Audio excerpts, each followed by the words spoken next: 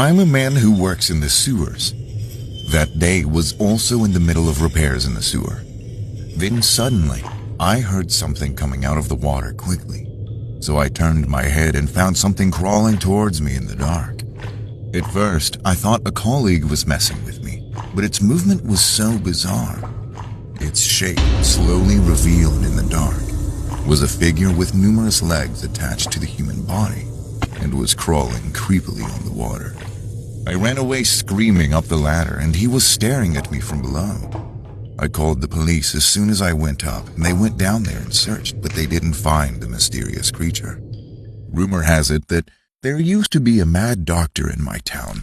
He was a man who was crazy about bug research, and at some point he started crawling on the floor like a bug, and he's just missing. I'd thought maybe he was the one I saw in the sewers. But I also knew that no one would believe me if I told this story. I just couldn't resist the curiosity. Eventually, I went back down the sewers. Walking for a long time in the flash, I heard a faint sound somewhere. I had a hunch.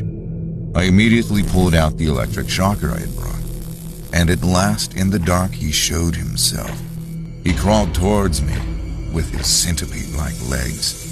He crawled over and grabbed my leg and dragged me away at a tremendous speed. I was dragged frantically by him and used an electric shocker on him, and he collapsed screaming. His face was even more hideous when seen up close. It was definitely a human face, but it was full of green skin and black veins. I'd asked him who he was, but he kept struggling to drag me away without an answer. I knocked him completely out with the electric shocker and called the police. Police arrested him and confirmed that he was surprisingly the missing doctor. And shockingly, it was confirmed that several legs that were attached to his body were attached by removing other people's legs. However, he continued to feel uneasy and did not eat anything. And he did not say anything, no matter how much the police asked. So eventually, the police put him back in the sewer and he crawled to his hiding place.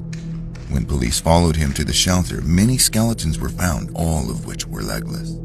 It is also said that all kinds of surgical tools were placed. Eventually, police arrested him again, but he continued to refuse food and died shortly afterwards.